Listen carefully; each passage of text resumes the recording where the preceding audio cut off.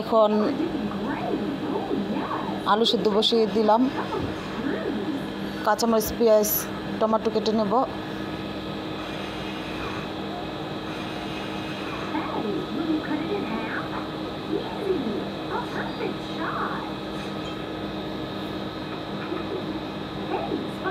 এটা আমার শাশুড়ির রেসিপি।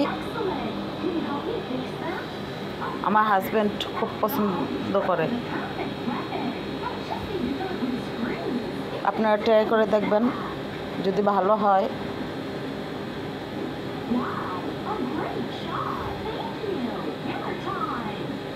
কমেন্ট করে জানাবেন।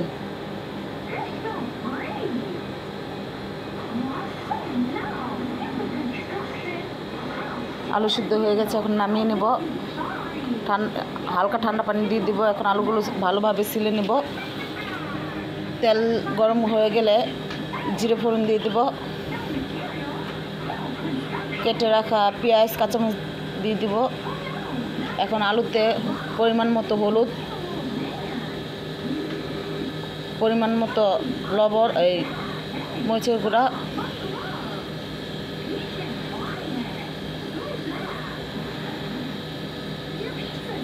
পরিমাণ মতো লবণ,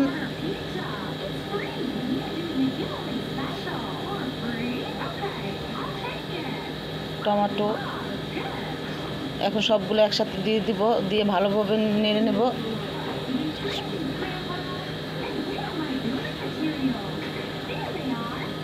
কষানোর জন্য পরিমাণ পানি দিয়ে দিব। ভালোভাবে কষিয়ে নিব। কষানো হয়ে গেলে পরিমাণ মতো পানি দিয়ে দিব ঝোলের জন্য। এখন ভেজে রাখা মাছ দিয়ে দিব।